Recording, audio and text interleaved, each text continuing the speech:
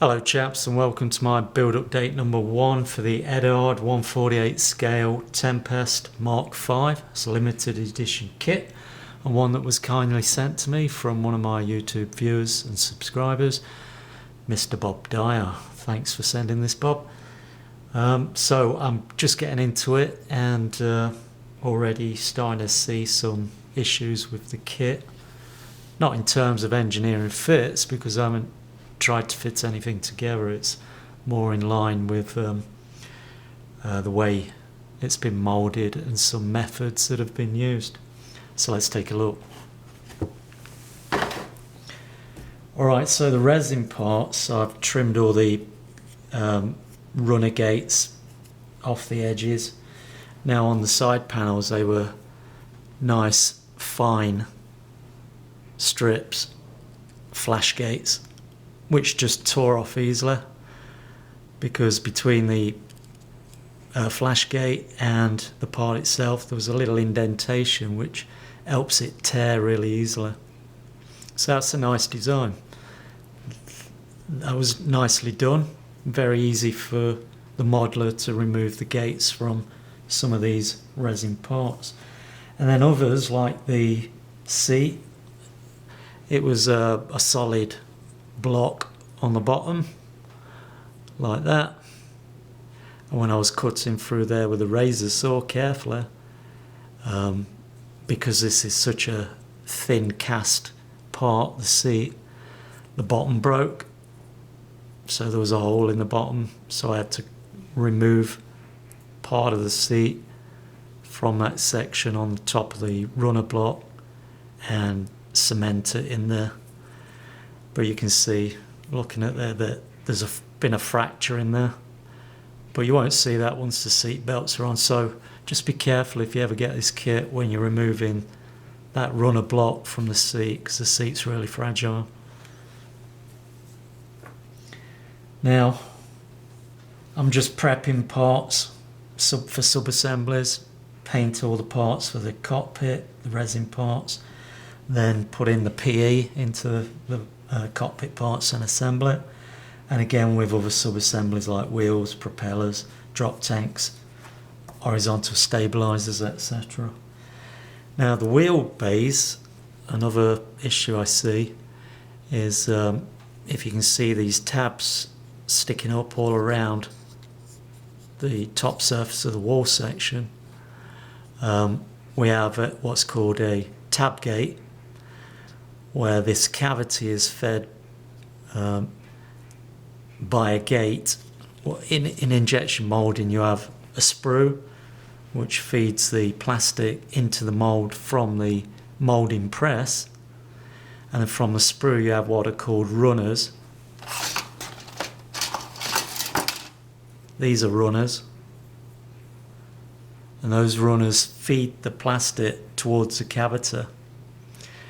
And then where the runner comes up to the edge of the cavity, you have a drop down section, a smaller section called a gate. And there's many styles of gates. Now the gates used on the wheel wells are what were called tab gates. It's tabbed underneath the wall section.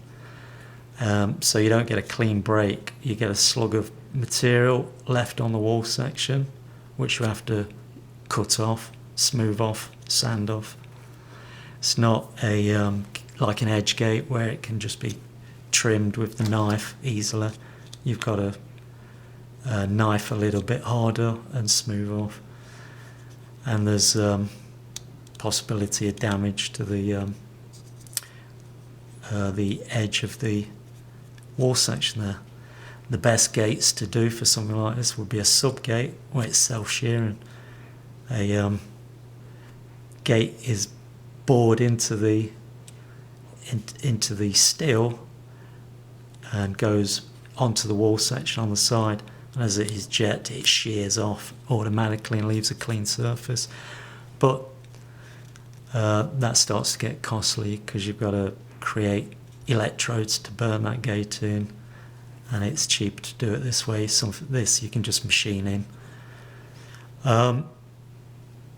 So when you go to fit this part into the wings, because of all those moulded ejector pins, edge ejector pins, and the tab gate stubs, you're going to get a gap. Now, people that don't understand what these are might think they're actual features. You know, some of these are features that have to be there, and then they might complain that this doesn't fit very well and there's gaps. Well, it's because they're not supposed to be there. So there's some sanding to do it. I've got two tab gates to sand down, and I've got a couple, 2 or 3 edge ejector pin stub marks to sand down smooth before I can glue that part in there. And there's 2 of these parts, 2 wheel wells.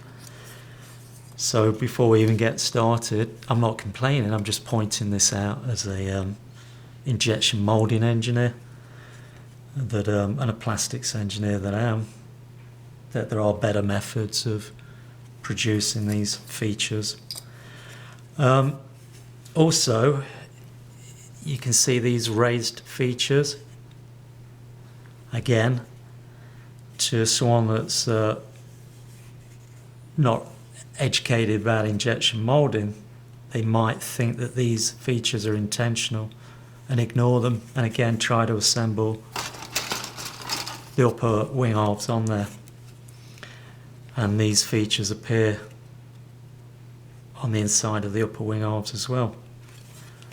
And they also appear on the horizontal stabilizers. Now if you try to glue those horizontal stabilizers together, you can't. You're going to have a big gap because of those features. Now those features are there for a good reason, for injection moulding. And so I can defend these features to a certain degree, but then I can say, why wasn't it done this way? And why wasn't it done the other way? Another way is simply down to cost. And that cost, the extra cost on a mould, means extra cost in your pocket when buying the product. So what these features are called are Z-pins, Z-pin ejector pins that are called Z-pins because these features are undercuts that are put into the end of the ejector pin to help pull the part onto the B side. And I'll just show you that. I've done a little sketch. Oh, left the sketch, be back in a moment.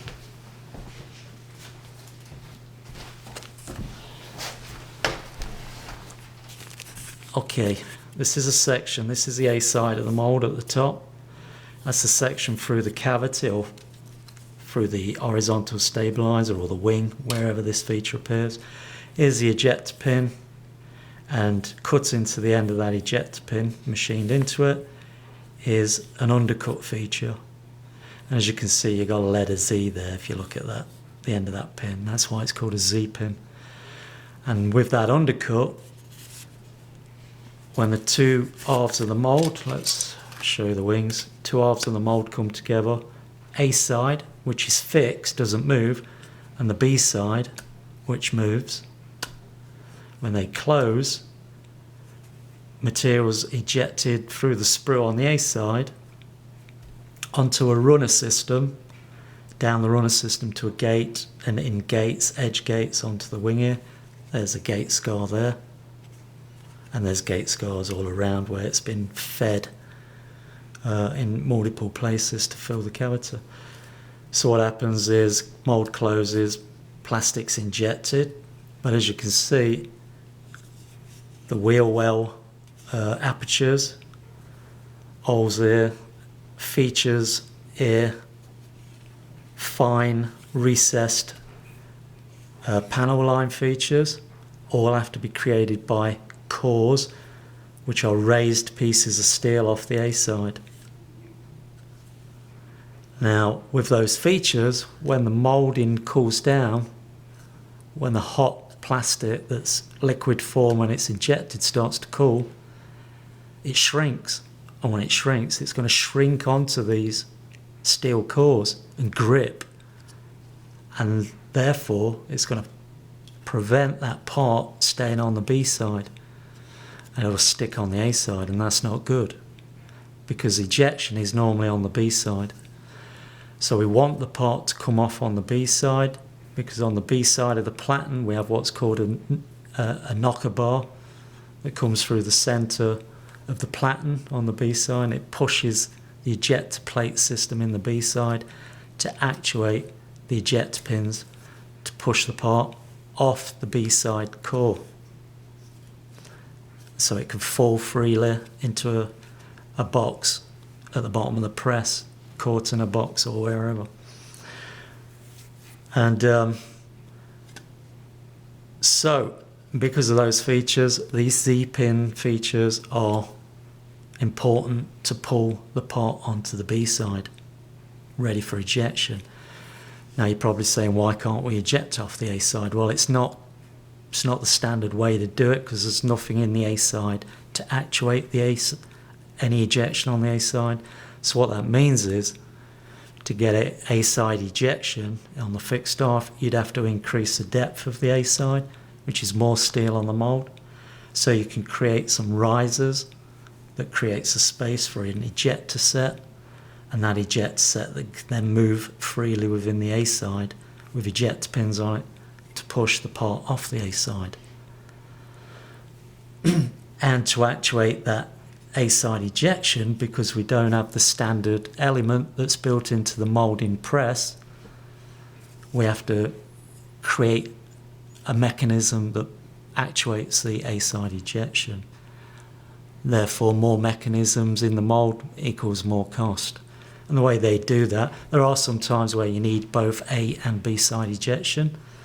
And if you've got A side ejection, you can actuate that A side ejection crudely by using chains on the outside of the mould that pull blocks protruding off the ejector plate that's in the A side. So when the mould opens, you've got a length of chain that is slack when the mould closes. As it reaches an opening stroke, it becomes taut and then starts to pull the ejector plate with it. So you need an opening distance to create space for the part to drop in, and then you've got stroke, movement, machine platen stroke to pull that ejector set on the A side. And we don't want that, not normally, because it's more work, it's more cost, more steel, more mechanisms, and consumer having to spend more money. So that's why these features have been put in, purely to stop having to have A-side ejection, stop bumping the cost of the mould up, and to keep the mould simplified so that you can utilise the standard B-side ejection on the moving platen. So that's your injection moulding lesson for today.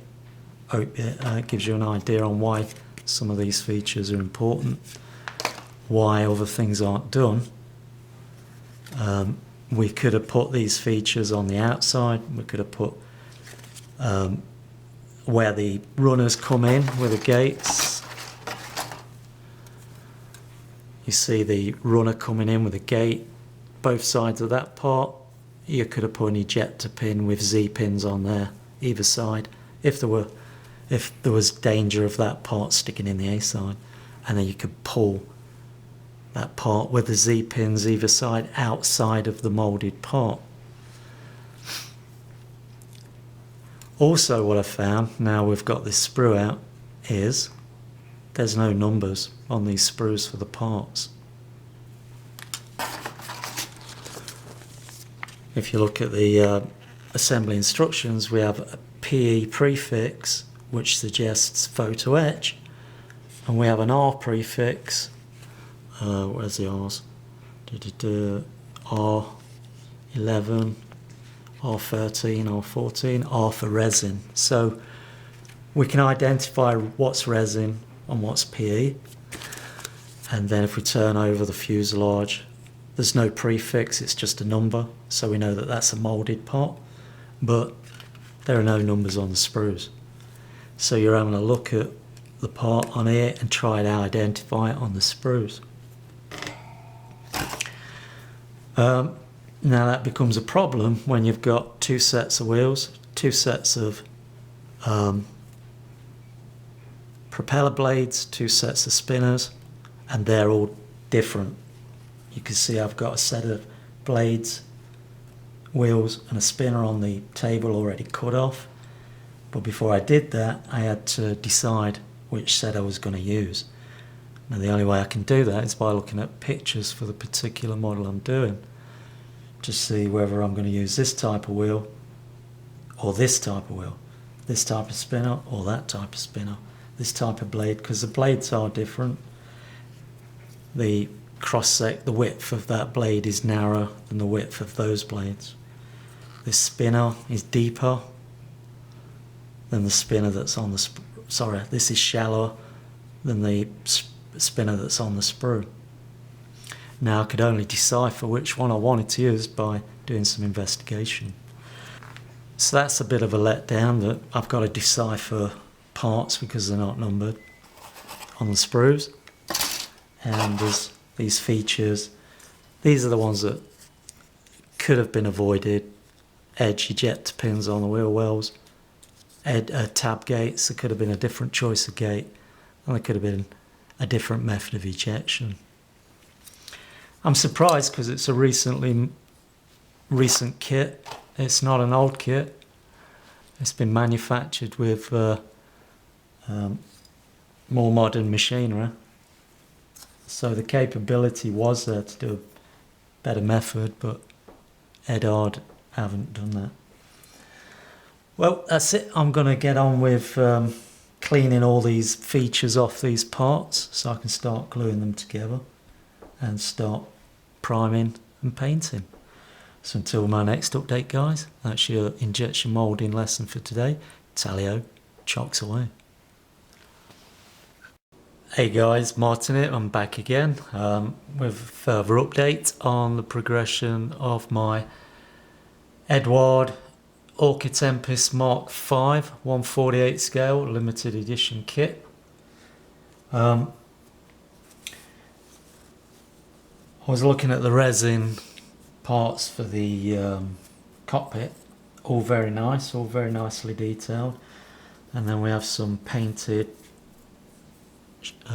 PE to go into there as well. I was just test fitting parts, putting parts together, see how they fit before I build the cockpit up. And as you can see on here, there's no location points to locate the two halves together. It's just smooth surface against a smooth surface, so nothing to positively locate them. There's also raised ejector pin edge ejectors around here, which makes the part stand. They don't close. It keeps the parts from closing, so you'll have a gap. So you've got to sand those down flush to this level before this will close up. Also, when these parts are together,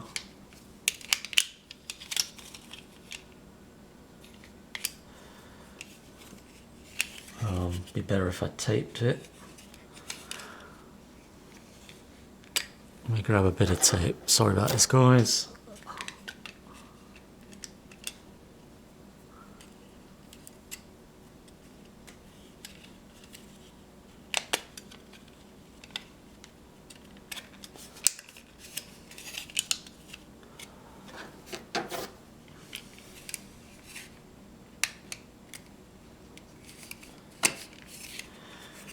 Alright, fuselage halves taped together, and you see the opening for the cockpit is it's narrower than the width of my thumbnail, and it's just a little bit longer than my thumbnail. Now at the front here we have a piece that goes in that carries the HUD, the lens for the target lens and the compass. When that's in place, that also blocks any view into this area. If I just place that in the side there, you can't really see much. So I don't want to put all this beautiful resin detail with all this beautiful PE into this, because when the windshield's on there as well, and you've got the canopy that I can show slid back, you're hardly going to see anything in there. You might see the top of the seat, and if you look down in there you might see some things, but you're not going to see them all. I just think it's a real waste of all this beautiful detail and me painting it as best I can and not being able to see it. So what I'm going to do is I'm going to use the kit parts. Here's the kit parts. There's a firewall, there's a floor, there's the back of the pilot seat, sidewalls here, and then on here we've got the pilot seat, we've got the instrument panel, we've got the steering stick, the joystick, we've got foot pedals. So I'm going to use these parts, the moulded parts, because they're not visual. I'll still paint them, so you'll see what you can see will look like it's finished. And then all this beautiful resin and PE detail, I'm going to paint it, build it up, and I'm going to display it as a finished cockpit with one of the side panels down. So you know, it kind of be one side panel down and everything else built up, the other side panel up, firewall, etc., all in place, and that way you can see into it and see everything. So that's what I'm going to do. I'm just going to build the cockpit, the resin cockpit, separately and stand that with the model as a separate display piece, and then I won't feel disheartened about doing all that work, making something so detailed look good and not being able to see it. So we'll have a moulded cockpit inside the finished model, and we'll have the resin and PE cockpit standing next to it as a separate display as part of the overall display. So that's what I'm going to do. Now we look at the moulded panels. These are the side panels, and again we have the Z-pin slugs, the Z ejector pins. So when you go to put those into the side wall of the cockpit, it's not going to sit flush because you've got this big lug standing off the back. So you've got to smooth all these down before you can actually locate these. Doesn't matter on the floor, because the floor, it's clear beneath it, and it doesn't matter on the firewall because it's clear behind the firewall. But yeah, I'm not liking this Z-pin idea on moulded parts on surfaces that got to locate, and edge pins on part line surfaces that have got to shut together. So not very good, Eduard, not very good at all. I'm not impressed with their mould design standard for this. It's pretty piss poor actually. But the moulded parts themselves look good. Nicely moulded part, nice fine recessed panel lines, no flash in the shut-off areas. But you know, you go all to the trouble of making clean moulded parts with good shut-offs, so you don't get any flash at those areas, but you go and stick edge ejector pins around the part line surfaces that have got to mate up with other parts, and on surfaces on the back of panels that have got to mate against the internal sidewalls. Makes no sense whatsoever. Could have been completely done differently to avoid all that, and it wouldn't have cost much more to do that. It's not like it's using side actions, mechanical actions.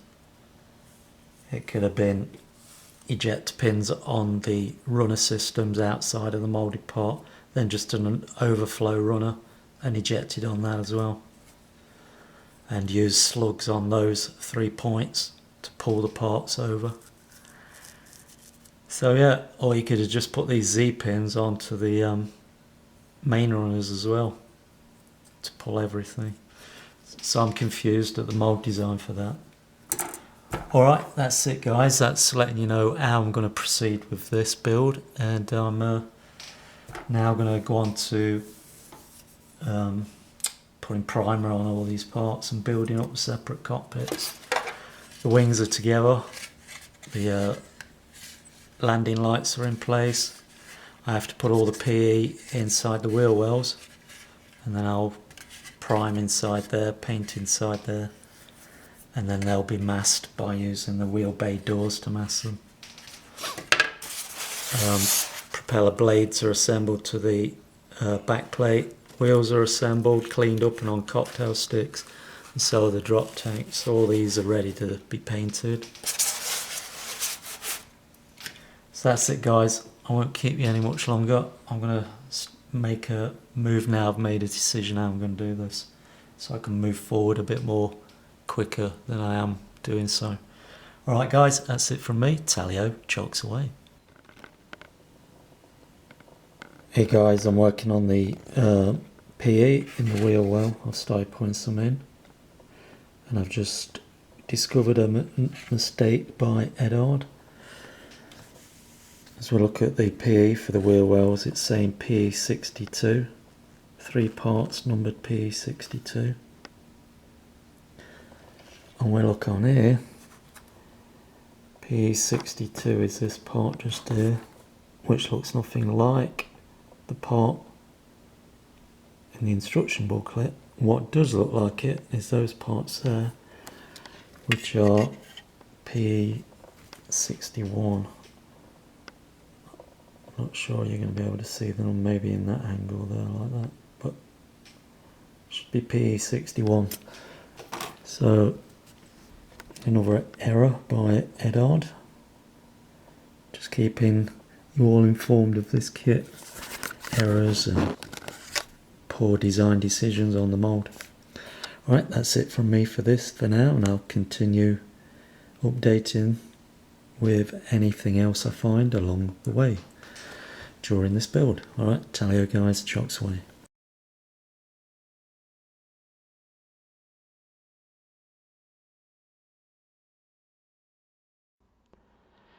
As always, the sprues and resin parts were washed in warm soapy water, get them nice and clean before painting. And then I got parts together for sub-assemblies. That's the radiator housing and the air intake glued together. After that, I got the exhaust stacks off the sprues in preparation to gluing them inside the fuselage halves as shown there. I then did some PE, glued the rib assemblies onto the wheel bay doors, onto the oleo struts, then got everything cleaned up and onto cocktail sticks ready for priming. And there's everything primed using a black Stynel Res primer. And that's some peripheral parts that I left on the sprues. Also primed inside the cockpit area and the wheel bay area.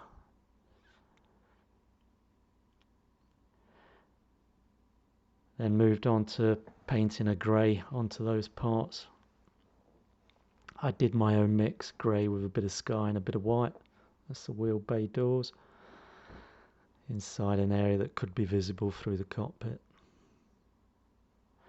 And that's inside the cockpit area of the fuselage halves and then the peripheral parts.